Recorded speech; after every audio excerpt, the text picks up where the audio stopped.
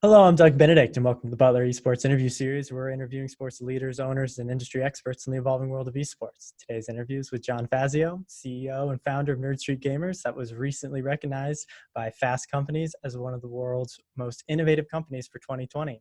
John attended Drexel University, where he studied physics and played varsity soccer until he left to launch Jarvis Innovations, a software engineering firm. John was recently awarded the prestigious honor of 40 under 40 by the Philadelphia Business Journal. John, welcome. Thank you. Appreciate it. Thank you for having me. Getting right on into it. So, how did you get your start professionally? If you want to walk us through that journey. Yeah, so I had a very privileged upbringing, and as a very young, I think I was 9 or 10 years old, my father realized I was adept with computers and brought me home a computer and ordered me hundreds of dollars worth of computer manuals and really allowed me to get immersed in that. And by the time I was 13, he had me printing out trifold brochures that said, "I'll fix your computer for, 75 bucks," and really just kind of removing adware or whatever, building custom computers. And so he really instilled an entrepreneurial spirit in me and kind of using the skill sets that I had. But at the same time, I was a really good soccer player and privileged enough to kind of get put into elite academies and get sent all across the world, and eventually help to pay for college. And so I had this dichotomy growing up where half my friends were computer nerds, gamer nerds, and half my friends were jocks, and they didn't talk, they didn't hang out until one day, probably 10th grade, this game called Unreal Tournament comes out, and suddenly both of my friends are playing together. And for the first time, it was like, okay, I have my whole friend list together, and they like each other, and it was a really great feeling. And so it really instilled, the power that esports has to connect a wide range of demographics in me.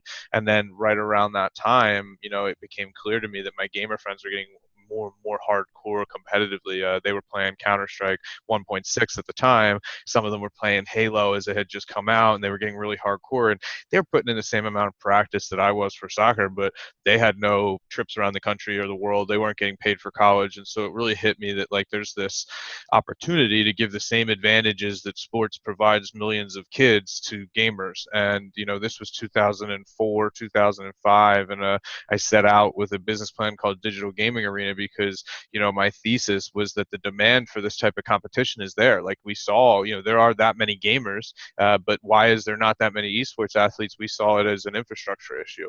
And if we want every high school and college and athletic and community center in the country to be playing in esports, there's a need for physical infrastructure that's taken for granted. All the computers and networking equipment and gaming equipment that's needed, where we take for granted all the gyms and the hockey rinks and basketball courts that have all been built around the country and established in this ecosystem of third party ownership.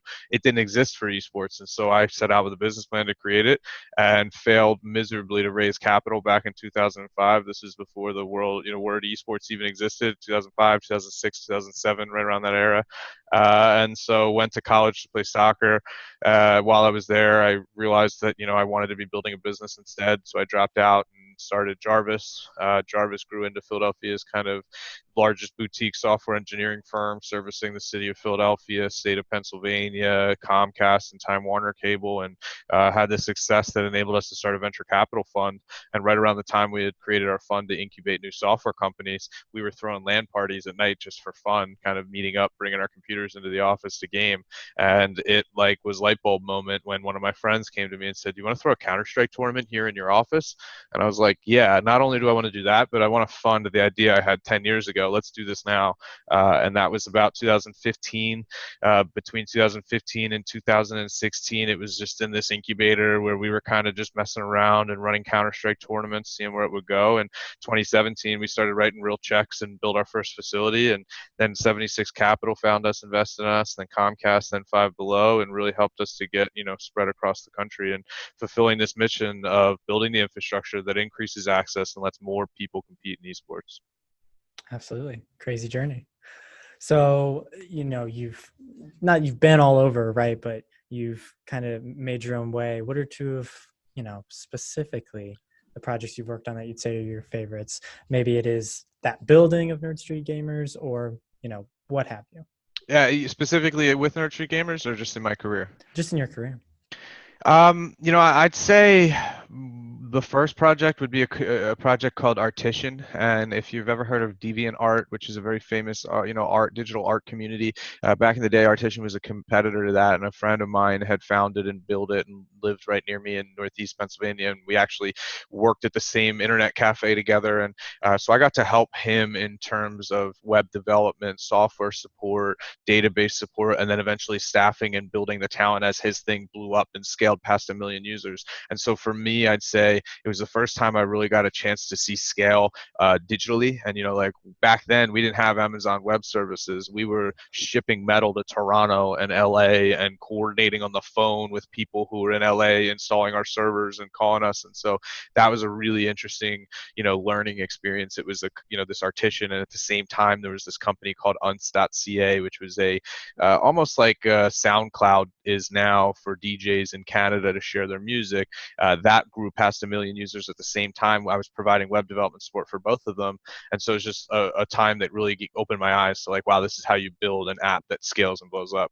The second project I would say is a little more relevant to Nerd Street, which was when I was senior in high school and I was working at an internet cafe software or facility.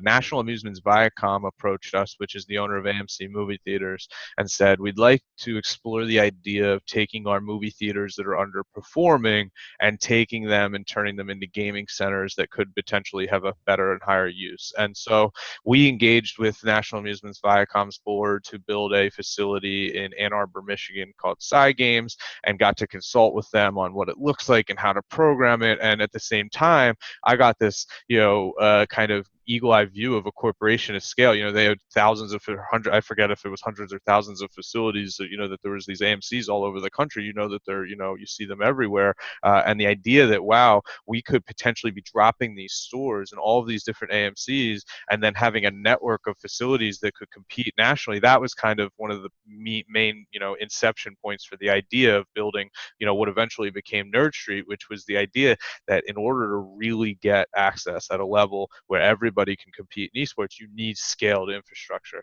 And so 12 years later, the inspiration to work with Five Below, where they have 700 stores across the country and can, give us 75 stores in 3 years in practically turnkey manner that very few other providers could offer us. I'd say a lot of that was inspired, 12, 15 years ago working with National Amusements. Yeah, awesome. So you've kind of given us your journey to building Nerd Street Gamers already. So what is now the mission of Nerd Street Gamers? And I think you've alluded to it a little bit. Yeah, so right now we have 4 locations, and 2 in Philadelphia, 1 in Denver, 1 in Huntington Beach. We have 1 in LA, 1 at Rowan University, a new one in Philadelphia, 1 in St. Louis, Austin, Texas being built. So we're going to be at about 9 facilities by the end of this year. The mission at this point is really to reach as many people as possible. We want esports to be like basketball, where everybody has a chance to play in it, and everybody has a shot at taking advantage of this really cool opportunity that, hey, might pay for my college, or at the very least is going to introduce me to some people and help me make friends, and maybe, be a critical piece of the evolution of my eventual career, like it is for so many other people. We talk about, sports and you talk about esports, and parents go, well, my kid's not going to be a pro gamer, but you don't think about sports that way. You don't go, my kid's not going to be a pro soccer player. You go, my kid might get into college, he might meet people, and so just like that in esports, my kid goes and plays in a tournament, and hey, she might now get experience in, running production and end up going and, being a head producer, to take live broadcasts. And that's not esports, but she got that experience from esports. And so the ancillary opportunities are just as important as the actual, competitive progression for us. And so the mission is really just to build as many of these facilities and partner with as many facilities as we can with our event programming to reach as many people as possible. So we have really great partners like Playversus, who are building the high school and collegiate leagues of the country. Well, guess what? They need physical facilities to compete in, and we're really here to race and meet that demand that we've seen. Yeah, absolutely. So your role, what are your regular responsibilities in the organization?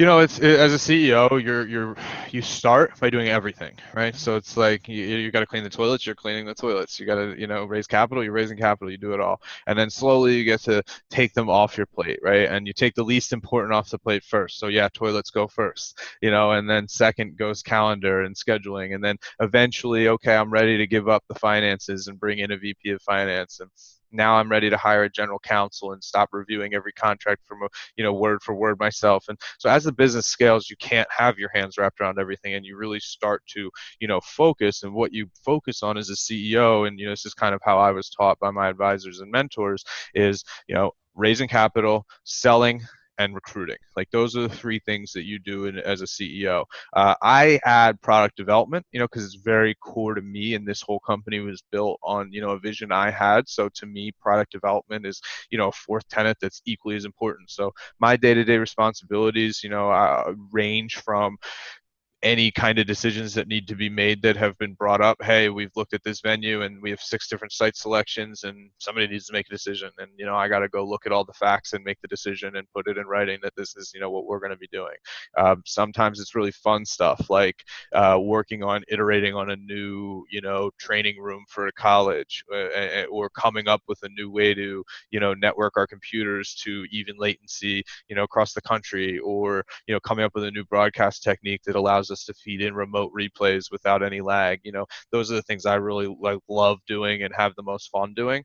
And then, the recruiting and selling is just implicit. Like I'm always selling. I'm selling right now, right? I'm telling you about my business, and hopefully somebody here hears this and wants to either work for me or work with us or, be a customer. And like selling is implicit. You're always out there doing it. But what you have to do as a CEO is really focus on the highest and best use of your time, right? So if I can, spend 1,000 hours and sell, $1,001 deals, that's not as good as spending 500 hours on one deal that gets me $1,000,000, right? So you have to be able to prioritize and know when to spend your time, but really look for those biggest opportunities. And so I spend every day thinking about how can I go bigger than anybody thinks I'm going to go. If people think we can only do 2 million, how do I do 5 million? If people think we can only reach America, how do I reach South Korea? How do we go bigger? And so that's a big piece of it. And then recruiting, for me, in the business we're building, and this has been something that I've been passionate about, my entire life. For 15 years, I've worked, really hard to bring diversity of thought to the workplace. And so at Jarvis, we worked with the Urban Technology Project, which trained high school seniors in IT so that they could then go work for the school district and as directly as a career after their high school, as opposed to college. We worked directly with them to help train their seniors in software engineering and to hire them. And so for me, what, recruiting means is two things. One, it's about looking and identifying and finding the best talent, but it's also about connecting to the right channels. And so when people talk about bringing in diversity, I think a lot of people are really taking inventory of skin tone. And I don't think that's how you do it, right? It's not like I've got this many black people and this many white people and this many people from India. No, that's not how you do it. What you need is a cohesive match of your consumer's background to your company's background. And so if we're going to build facilities all across the country for a diverse set of communities, the people who are building that better be diverse and have a background of thought that represents those communities we're serving. One of my favorite examples is when we were running our summer camps, one of the first things that we found out was that parents would really like to see more flexible hours and more flexible structures, because if you're a working parent, the idea of the full 5 days for a whole day is maybe appealing, but for a single mom who's in a low income neighborhood working 2 different jobs with a shift changeover, it's not feasible. And so they can't even put their kid into camp for any of the days. And so we worked to do some, ancillary programming and one-off purchasing. And that's something that I, as a white male in the suburbs, I'm never going to come up with. But by bringing in diversity of thought to my management team, we're able to come up with solutions that best match our consumer. And so for me, when I'm spending my time recruiting, I'm constantly thinking about how do I connect my company's recruiting channels to the places that will bring me talent and executives that represent the communities we're serving. Absolutely. Very thorough answer. Not that I feel like I could run your company now, but I feel like I know what you do. So obviously the big topic on everybody's mind, COVID-19. How has it disrupted your operation? Has it changed your operation? Have you had to reprioritize things? Yeah, absolutely. So the bottom line is all of our stores were shut down and are still shut down, and we haven't gotten back to open yet. So that's a huge hit. Revenues in stores goes to zero. Nobody wants to see that. However, the silver lining for us was that we are a digital and physical business. Facilities, events, and content are the three verticals of our business. And so while facilities were shut down, we were actually able to take our entire facility staff and transition them to online events, adminning, refereeing, running production. And so we didn't have to lay off or augment staff at all. We were able to just move and retrain the staff, and our online, events blew up. And we went from, I think we were at 8,000 online members to 20,000 in a matter of a few weeks, just as soon as this took off, because we were able to start running these events. The other thing that we saw that really helped us was that the demand for our content went up through the roof. So 3 months ago, I couldn't get ESPN on the phone, and now they call us asking for content. And we ran the ESPN Celebrity Madden Showcase a few Sundays ago with Snoop Dogg, and it was a really cool production. I didn't have that opportunity prior to the demand created from COVID and everybody being at home wanting content. And so as much as it's been a huge hit to our business, and our revenue is down, our projections are down, we're not dead in the water. We're able to pick up our growth steam and transition until we are able to reopen our facilities, at which point we expect some favorable trends to help us. The other reality is, I was a coder in 2001, and I was a real estate owner in 2008. So I know exactly what liquidity flushes look like and feel like. And so this business was built with recession proofing in mind from day one. And so what that meant was we took capital to give us a runway to make it through something like this. Did I expect it to be a virus and a pandemic that would shut down the world? Absolutely not. But I was ready for something of this magnitude to occur. And so our plan was able to continue on our, uninterrupted in terms of our growth. And so in some ways, we're glad we didn't have more stores open that we would have had to shut down. And now we get back to growth at, a little bit behind schedule from where we wanted to be, but we're okay and we're able to do that. And so now that we're reopening, and we have plans over the next 2 months to reopen, there's some new realities, right? So we've changed the whole process of how we manage the business. Keyboards, mice, and headsets are no longer going to sit out at the desks. They're going to be a check-in system where they're disinfected and you get them one off. Masks and gloves and cleaning, is a whole new world now. And we thought that we were clean before, and like everybody else in this world, you have a new definition of clean. And so we have rethought all of our protocols and really changed what that's going to look like. But some of the trends we think will be in our favor. Number one of the things we learned really well here as a society is that not everybody had the same experience. And so if you're from a middle class suburban school district, you probably had a laptop at home, your parents got a couple, you've got iPads and PC, and you had no problem getting online.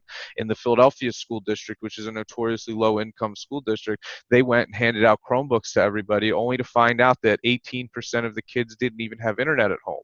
And so, what we're finding out is that there is still a very major lack of access to the type of infrastructure we take for granted. All of us sit here and talk about how exciting esports is. There's plenty of kids who are dying to, playing a Fortnite or Madden tournament, and they can't afford a computer or an Xbox. There's a reason that the Xbox and PlayStation unit cycle hits that 200 to 300 million barrier. It's not because the demand doesn't go further. It's because the consumer purchasing power doesn't go further. And so, we're seeing now in this COVID world a demand for access more than ever. And so as we open back up, we're expecting to see our facilities get an increase in usage, because we're getting calls from people who want to use their facilities for their school, to get into their school training because they don't have good stuff at home. And so we expect to see a big bump in business there. The other thing is, our facilities house between 500 and 1,000 spectators, which is, a large amateur crowd, but typically too small for pro. And so all of the pro events have kind of said, we love your facility, we'll use you for amateur and training, but we can't use you for our pro events because I need a stadium. Well, now nobody wants to be in a stadium, and nobody wants 30,000 people attending their event. And suddenly the smaller, more intimate venue with a really great broadcast is very appealing. And so we think we're well positioned there. Absolutely. And I think that perfectly leads me into my next question, and I'll twist it a little bit. But so how as local host, furthered your mission, and you just talked about this of increasing entry. But I guess the twist I'll throw on that is, what do you think the biggest obstacle for LAN centers is moving forward from this situation? Okay, so number one, I think Local hosts, we have really great data points for, Philadelphia. We showed up, built our facility. There were 0 high school teams. Within a year, there were 11. And they were all playing at our facility, and their coaches and schools didn't even know about it. They didn't even know that they were playing at our facility. And when we told them, they said, "Oh, yeah, we knew we had a club team." They didn't know what was happening.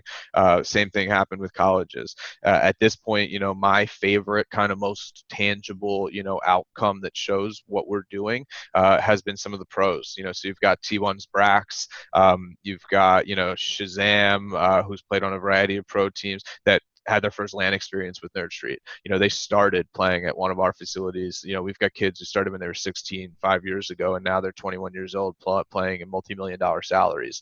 That's a really amazing proof point to show, the opportunity. And now, it's about giving that to more people and not just the people who, afforded to get into these, kind of premier events. And so now it's about building these facilities in Denver and Philadelphia. We've seen that. We've seen, these kids who are playing Overwatch competitively with no way to play at home, and they're playing at our facility, or playing at home with 60 frames per second and begging to get back to our facility so they can play in an actual competitive mode. The second piece of your question was about LAN centers in general. I think the hardest part for LAN centers, without a doubt, is equipment management.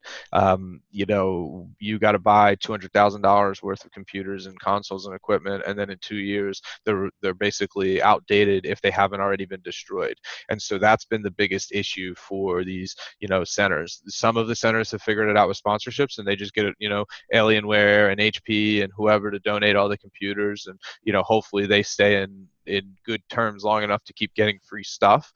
We, on the other hand, went with what we believe is a more sustainable model where we build all of our own PCs, our own branded components, and we sell them refurbished every few years in a cycle to offset our cost basis.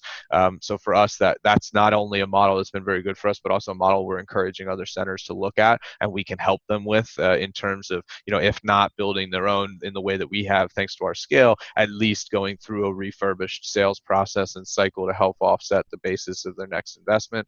And then some of them do, kind of lease backs and leasing. But in this environment where, if you were shut down for 3 months with lease payments to make, you're really, in a bad situation. And so what I think has, without a doubt, been the toughest thing for LAN centers is just cracking that equation. How do we keep our equipment relevant? I think that localhost has done it incredibly. You walk into our facilities a year and a half ago, everything was a 1080. You walk in now, they're 2070s or 2080s. We were able to keep them fresh. As soon as PUBG hit, we dropped i7s because none of the i5s could handle it. And, we had to get i7s out there. And suddenly we heard people who were, playing at they had a $2,000 computer at home, but they were still coming to localhost because it couldn't handle PUBG. We saw it again with Warzone. When Warzone came out, everybody was like, oh, geez, now I need a 2070. Now I really need an i9 because it's taking up so much CPU. And so we refreshed our, batch and saw a huge, kind of influx in the sales of those batches, since obviously our stores aren't open right now and we sell those PCs online. Absolutely. So is there anyone in the field, because we all know this field is complicated in many different ways and many different avenues. Is there anyone in the field that you rely on for advice, that you go to, consult with? Yeah, a lot of people. I think one of the things that I'd advise anybody as a CEO doing something you've never done before is go seek out the people who have, or some flavor or iteration of it, and surround yourself with them. I work with a performance coach who's a relatively well-known performance coach, and she's worked with high-end CEOs who've grown businesses from 500 people to 50,000 employees, and some really large worldwide companies. She's able to impart on me a level of kind of ego management, emotional control, and working through issues that I really wouldn't be able to get anywhere else. And she's doing it in a manner that I know worked for people who succeeded in what I'm trying to do, which is a really good context. Then there's industry professionals I rely on, as like kind of just a informal checkpoint guide. Sundance DiGiovanni, the founder of MLG, has been an open door for me, and he's always been very, very forthcoming with advice and guidance. And when I need need something, and I need to understand the lay of the land with a publisher, I can pick up the phone and call him. And relying on that kind of thing is really, really invaluable. And I met Sundance just by cold calling him and saying, I'm in the industry and I want to know you. And, can I meet you? And like, I think I ended up buying him a beer at like an E3 or something 4 or 5 years ago, and that's how we met. And then I've got business people, that I've worked with in Philadelphia who have, either come out of some of our investment companies like Comcast and Five Below. So Five Below CEO Joel Anderson, who is, on our board, has been an incredible mentor for me and, helping me kind of work and grow, what is a company that is, has some verticals and the retail like he does with Five Below. So I've surrounded myself with as many experts as possible, and I absolutely, rely on their advice to really do what I'm doing here. And then sometimes it's not even the experts, but it's the creative minds, right? So somebody on our board is Tucker Roberts, who's the president of Spectacor Gaming and runs the Philadelphia Fusion Overwatch League franchise and is an owner of T1. He is younger than me, might not have the same level of experience I do, but he has an incredibly creative mind with a really good understanding of what the industry and the consumer wants. And I, rely on his advice all the time, and I hope he relies on my advice in reverse too. So it's not always about somebody who's, done it more than you as much as it is somebody who might understand the context you're working within and have the creative advice you need. Absolutely. Absolutely. So, Nerd Street Gamers, what have you gotten right about competition in esports and events, I would say? I think what we've gotten right, number one, is the experience for the consumer, for the player. So I think esports had a habit of self-organization, bringing your own consoles, bringing your own networking equipment, community run, community organized. Maybe the organizer, started doing it themselves, but is just getting by on funding it. And so there's a lot of kind of mentality in esports around getting by or cost cutting and being effective. And we came in and said we're going to do it in a more kind of cohesive way, but we want it to be sustainable. We don't want to just come in here and throw a bunch of dollars around. We want to come in and build what we see as sustainable, since what we've seen from traditional sports. And instead of coming to an event and getting handed your spot in a bracket, go play with somebody and let them know how you did, you're getting met by a concierge, and the concierge is saying, look, here's your referee, and your referee is walking you to your match and watching you. If there's issues, you have somebody to talk to right away. When we transitioned to online events for COVID, we brought that with us. You saw every single organization in the world started throwing online events, but why did Nerd Street events stand out is because you weren't just jumping on a Discord and being told to report your scores. You were sitting in a Discord with a referee and an admin. Your broadcast looked like an ESPN broadcast, even though you were just playing at home on a Wednesday night. It was a really quality event with the type of attention you expect from a pro event. We bring that to amateurs, and I think that has by far been, the competitive advantage for us. It's not just experience, it's equipment too. So when we build our facilities, we use the Overwatch League and Call of Duty League and League of Legends franchise requirements for desk sizes and space and electrical and lighting and reflections and seating and you name it. We went through it and built it for pros. And then, like I mentioned, we're able to keep the best computers there. So when you come to a Nerd Street event, you're going to feel like a pro. You're going to feel like you're playing pro, whether it's on one of our online events or one of our in-person events. Absolutely. So, and you may have answered this question already, and so I will just ask it straightforward. How do you continue to grow as a company, right? Is it like you've said, just getting more people involved, opening more locations, or is it a multifaceted sort of plan?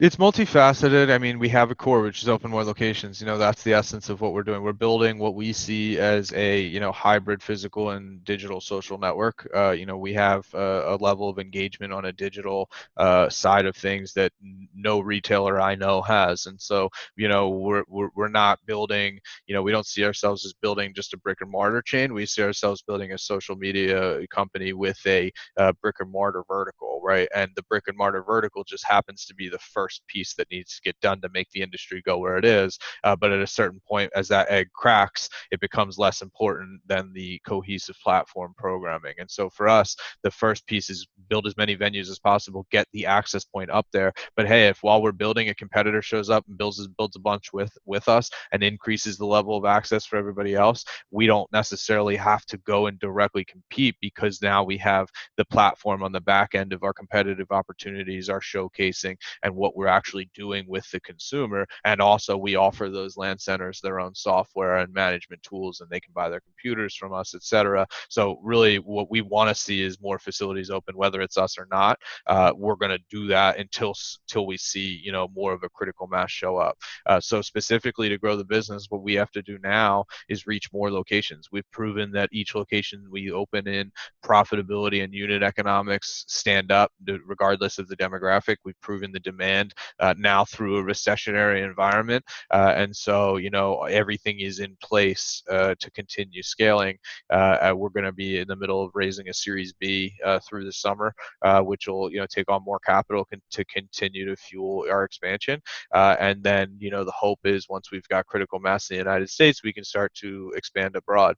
Typically, you think of the abroad markets as saturated, and, you know, South Korea and most of Asia has, you know, PC bonds everywhere, and there's internet cafes everywhere. But then what we ended up hearing once we opened our facilities, and teams like T1 and Gen G and some of the Seoul teams, you know, came over and saw what our facilities looked like, they went, wait, we don't have this back there. We've got stadiums and we've got PC bonds. We've got nothing in between. And so that's where we sit. We think, you know, breaking the internet cafe mold, which our facilities feel like athletic facilities. They're not dark and LED lit. They're, you know, well lit, spacious. They smell nice with good seating, good chairs. And so bringing that athletic facility feel at a mid-range, you know, 150 computers instead of 20, you know, that right there is going to be something that scales and has demand in some of the foreign countries as well. So the next step for us will be dipping our toes in the water internationally. Absolutely. So this kind of perfectly leads into my next question about your facilities, and how does Nerd Street Gamers, you know, design them to specifically cater to, you know, esports operations, right? You know, not saying that these other internet cafes don't do that. It's just you come in, you clearly have people telling you you're doing it better.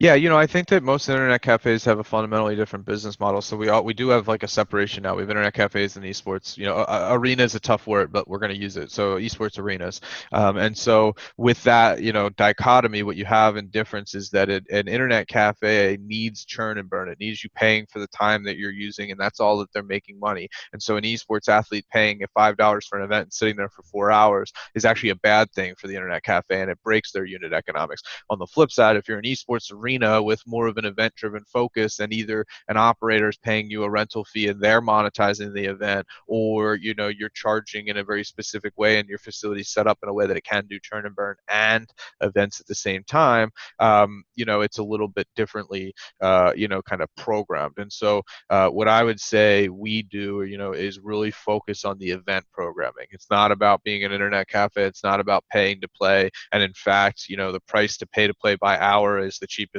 that I've seen anywhere. You know, we're way lower than your average internet cafe, because really what we're inspiring you to do is join one of our events, and that's where we make most of our money. And so just like a soccer facility that you enter and, you know, 20 teams are practicing and 2 teams have a match that night and there's going to be a tournament this weekend, that's what it feels like when you walk in a local host. It's about training and practicing and being a competitor.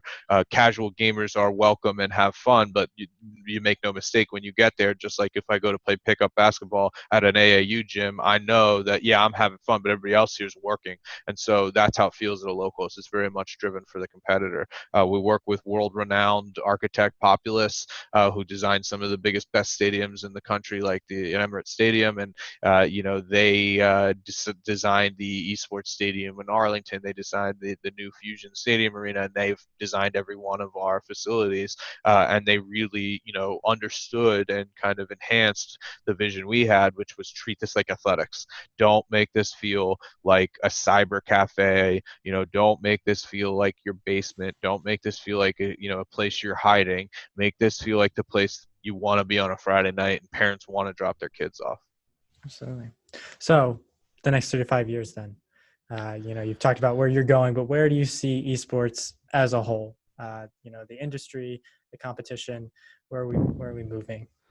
I see two possible futures. I see one future where we don't succeed and esports is left to the privileged, and it's an upper middle class sport, and it's mostly, white and Asian faces, and that's the reality of what we see in esports today, and it continues and keeps getting more and more popular, and suddenly we're seeing it on ESPN more and more, and we're seeing it all over the world, and it's the popularity that we all know can be there, but high schools in West Philly and Detroit and Baltimore aren't playing esports, and the whole swath of our economy that needs this type of opportunity the most is completely left out. That's one future, and I think that's a depressing one, and I think that would take us failing. If we succeed and we build the infrastructure that we know that we need to reach the people who need these opportunities the most, we could have a future where I don't think sports goes away. I still play soccer, I still play basketball, I still play whatever I can play because I love sports. I don't think they die. I just think that esports can reach more people. And so what I would like to see is that every high school, every community center in the country has access to an esports facility somewhere in their community, and every high school student who would like to play esports has the opportunity to go sign up and play for a team and compete and represent their school or their college, regardless of what that school district's budget looks like or what their economic spending power is as an individual. That I think would both crack open the unit cycles for most of the consoles and gaming. That would create billions of competitive gamers, and in 5 to 6 years, esports competitions will not only be the largest professional events in the world, they'll also be the largest amateur events in the world, dwarfing things like Disney's Soccer Cup and the AAU championships and the Pop Warner championships, which are, and the Little League World Series, which are all really large properties now that make generate hundreds of millions of dollars. If we build the infrastructure that increases access, esports will dwarf those as well. And if we don't, it'll be left for just the pros and the privileged. Absolutely. Very interesting take on it. I agree. I think that you take I don't want to say humanitarian look at it, but it's a very, 50,000 foot, you're addressing the world and how esports can change it. And I think that's why Yeah. we're doing this series. And that's why, we want everyone to hear these messages. So Yeah, I think there will be a lot of challenges to get there. There will be consolidation. I think, the initial rush of capital and excitement was around teams and brands. And I think that what it'll move towards is infrastructure and profit and, who's actually making money here and who's laying infrastructure, who's selling the pickaxes to the gold rush people. That's going to become the next question here, especially in a cash strapped recessionary environment. And so I really expect to see consolidation. I expect to see a move from high name, big, celebrity investments in teams towards more investments in the high school and college leagues and amateur leagues and pickup leagues and content networks. I think we'll see a big shift there. But I think what we're going to see, no matter what, is esports drives pop culture. Just like sports has. Ronaldo cuts his hair, and then a billion people cut their hair the next day. Ninja dyes his hair, and 100 million people dyed their hair the next day. Well, that's going to continue to grow. And so I think that the influence over pop culture is going to be infinitely larger than traditional sports because it overlaps traditional sports. And so when you have, LeBron also playing 2K competitively, that's an amplification that you don't get from a traditional sports vertical or angle only. And so I'm really excited to see what happens as pop culture really, wraps its hands around what we're doing here in esports. And as a gamer, how much of this we were ostracized for 10 years ago. We were dismissed, and we were nerds, and can't believe you spent 6 hours a day on your computer playing Quake. You're freaking loser. And now, man, that's awesome. You're in a competitive Quake league. So the mentality shifted, and I cannot wait to see that get amplified by pop culture. absolutely. So the last question we ask everybody that we have on here, because we love having these amazing conversations and we think that other people who can give us amazing conversations. So who are two other industry leaders, owners, experts, whatever you want to say, that you think we should talk to that'd be able to give us a perspective that we may not have gotten, or a unique perspective nonetheless? I'd say Joe Marsh, who's the CEO of T1, first and foremost. He has a very good insight both on the team side of things and how that looks, but also on the big corporate side. He was a VP from Comcast who took over this team, and so unlike a lot of us who were gamers first and then came in to learning business, he was the other way around, but succeeded. And we've seen how many people have struggled to understand gaming. He's not. Like he's now, Joe and I always, was a pretty 20 hours plus kind of video games a week, and now that's Joe. Like I see him playing 5 hours of Valorant a day. How many suits are doing that, right? And so he's just a really good perspective of what that transition from corporate to gaming and what it looks like to own a team. So I'd highly recommend him, and would be happy to make the introduction. And then the second one is Delane Parnell, who's the CEO of Play Versus. Play Versus raised almost $100 million to build the high school and collegiate leagues of the country. They got the National High School Federation contract. I forget the exact name of the federation, so forgive me if I said it incorrectly, but they are the official high school esports provider. Delane is number one, has raised more capital than any Black entrepreneur, and so I think he brings a very unique, perspective of what it looks like raising capital as a person of color in this industry, but also, a very unique perspective on what it's going to look like to build what are going to be national high school and collegiate, leagues if we reach everybody. And I think, Delane and I share a lot of the passion in accessibility and what's necessary to really make this, industry reach its potential. So I'd highly recommend him. And he's also just a genius when it comes to, business building and venture capital raising. And, his success proves that. Awesome. Well, thank you for those suggestions. That's a wrap for this week's interview session. Thank you, John Fazio, CEO of Nerd Street Gamers, for sharing your time with us and giving us all this great information. Stay safe, stay well, and go Dogs. Thanks for having me.